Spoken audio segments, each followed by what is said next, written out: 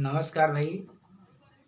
देखिए, आज के टॉपिक में हम लोग चर्चा करने वाले हैं लवण क्या है, उनके विशेषताएं और उनके वर्गीकरण के विषय में हम लोगों को आज पढ़ना है।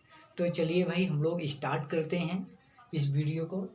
देखिए, लवण क्या है, तो इसके पिछले वाले वीडियो में मैं इसकी चर्चा उदासीनीकरण में भी किया हूँ कि ऐसे पदार्थ जो अम्ल और क्षार की अभिक्रिया के फलस्वरूप बनते हैं उन्हें क्या कहते हैं? लवण कहते हैं।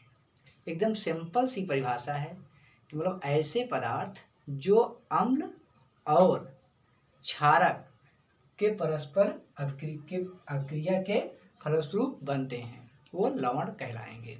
इसको देखिए, मैं उदाहरण भी लिखा हूँ कि अम्ल और क्षार क्रिया करके क्या बना रहा है? साल्ट। साल्ट मीन्स होता है लवण, अर्थात NaCl क्या है? एक लवण है। तो ये उदासीनीकरण प्रक्रिया के फलस्वरूप प्राप्त भी होता है। अब आते हैं इसकी विशेषता पर, हम लोग बात करते हैं। तो देखिए, जो लवण होते हैं वो प्रायः ठोस होते हैं, ठीक है। दूसरी बात है, इनका गलनांक और क्वथनांक भी जो होता है ये उच्च होता है, ठीक है। जो साल्ट होते हैं इसके गलनांक और क्वथनांक भी उच्च होते हैं। तीसरी बात ये है कि ये जल में घुलनशील होते हैं।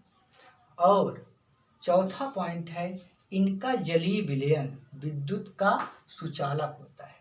ऐसा क्यों होता है? क्योंकि देखिए, अगर हम NaCl मान लीजिए है, अगर इसको हम जो है जल में इसको घोल देते हैं तो ये जो है Na+ और Cl- दो आयनों में टूट जाता है, धनावेश और ऋणावेश। इसी कारण ये चालकता का कार्य करता है। कभी कभी पूछा जाता है ये प्रश्न कि NaCl ठोस अवस्था में विद्युत का कुचालक होता है जबकि गलित अवस्था में विद्युत का सुचालक होता है, क्यों? तो आप इसकी सिंपल सी भाषा में आप जवाब दे सकते हैं, ठोस अवस्था में आयनित नहीं होता है जबकि जलीय अवस्था में आयनित होने के कारण ये विद्युत का क्या होता है? सुचालक होता है। तो इस तरह से ये गुण आ गया। अब पांचवें पॉइंट पर आते हैं। यह एक कैसा यौगिक है? आयनिक यौगिक होते हैं जो लवण में धनावेश धनायन और दूसरा क्या होता है? ऋणायन में टूट जाता है। जैसे कि मैं एक एग्जाम्पल भी दिखाया हूँ, नौसादर। अगर ये जल में घुलता है तो अमोनियम+ और Cl- दे देता है, तो ये दो आयन टूट जाता है जिनमें एक पर धनावेश होता है तो दूसरे पर क्या होता है? ऋणावेश होता है। इस तरह से आपका ये लवण क्या है, इसकी विशेषताएं क्लियर हो गया। अब हम आगे चलते हैं कि लवण का वर्गीकरण। तो देखिए, लवण को कुल 7 वर्गों में विभाजित किया गया है, जिसको मैं सीरियल वाइज लिख भी दिया हूँ। तो इसमें पहला जो लवण है वो सामान्य लवण है। सामान्य लवण क्या होते हैं? ऐसे लवण जिनमें धन आयन और ऋण आयन उपस्थित हो किंतु उसमें हाइड्रोजन आयन या हाइड्रोक्साइड आयन उपस्थित ना हो, तो वो सामान्य लवण के अंतर्गत आता है। जो एग्जाम्पल लिखे हैं, sodium chloride, potassium chloride, sodium sulphate, calcium sulphate. अब दूसरा है अम्लीय लवण। अम्लीय लवण की एक पहचान ये होती है कि वह लवण जिनमें हाइड्रोजन आयन उपस्थित हों वो आपके अम्लीय लवण कहे जाते हैं। तो देखिए, इस लवण में देखिए सोडियम बाइकार्बोनेट लिखा हुआ है, तो इसमें देख रहे हैं H उपस्थित है, सोडियम बाइसल्फेट में देखिए उपस्थित है, तो ये अम्लीय लवण के अंतर्गत आएगा। इसी तरह क्षारीय लवण में क्या है कि इस लवण की पहचान क्या है? इसमें हाइड्रोक्साइड आयन उपस्थित होंगे, तो आप कह सकते हैं कि वह लवण जिनमें हाइड्रोक्साइड आयन उपस्थित होते हैं वो आपके क्या कहलाएंगे? क्षारीय लवण कहलाएंगे। जैसे इसमें देखिए, मैग्नीशियम हाइड्रोक्सी क्लोराइड, दूसरा आपका है जिंक हाइड्रोक्सी क्लोराइड, तीसरा आपका क्या? Lead hydroxy nitrate. तो ये आपका हो गया। अब मिश्रित लवण क्या होते हैं? इस लवण में क्या होते हैं? इसमें एक धन आयन और ऋण आयन कहते हैं, जिसको अम्लीय मूलक और क्षारीय मूलक कहा जाता है। मतलब जिसमें दो या दो से अधिक अगर अम्लीय मूलक या क्षारीय मूलक उपस्थित हों तो वो क्या कहलाएगा? मिश्रित लवण कहलाएगा।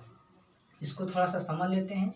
जैसे सोडियम पोटेशियम सल्फेट है, अगर इसको तोड़ेंगे तो आप देख रहे हैं कि Na+ K+ और SO4- तो इसमें देखिए जो है अम्लीय मूलक या क्षारीय मूलक की बात करें तो देखो इसमें धन आवेश दो अलग अलग प्राप्त हुए हैं, इसलिए ये मिश्रित लवण के अंतर्गत रखा जाएगा। इसी तरह आपका जो है कैल्शियम ऑक्सीक्लोराइड में देखिए क्लोरीन की 2 मात्रा रखी गई। मैग्नीशियम अमोनियम फास्फेट में देखिए इसके भी ऊपर पॉजिटिव चार्ज होगा, इसके भी ऊपर पॉजिटिव चार्ज होगा, जबकि PO4 के ऊपर निगेटिव चार्ज होगा, इसलिए ये मिश्रित लवण के अंतर्गत आएगा। ठीक है, अब आते हैं हम लोग संकर लवण की बात करते हैं। तो संकर लवण में क्या होते हैं, ऐसे लवण जिनमें कोई धनावेश कोई आयन जो है उदासीन अणुओं के साथ मिलकर के एक नए लवण का निर्माण करता है, तो वो मिश्रित जो संकर लवण के अंतर्गत आएगा। जैसे यहाँ देखिए ये आपका जो है K4 या फिर CN6, अगर इसको तोड़ा जाए तो 4K+ और जो है या फिर CN6 के ऊपर नेगेटिव चार्ज आएगा। अब देखिए ये एक पहले से ही एक लवण है, ठीक है, और जब ये किसी एक धन आयन या ऋण आयन से मिलकर के एक नए लवण का निर्माण कर लिया, तो वह इस दशा में वो क्या कहलाएगा, जो है संकर लवण के अंतर्गत कहा जाएगा। अब देखिए आगे हम बात करते हैं द्विक लवण की। द्विक शब्द से ही पता चल रहा है कि दो सामान्य लवणों को जो है जोड़ करके एक नए लवण का निर्माण करना।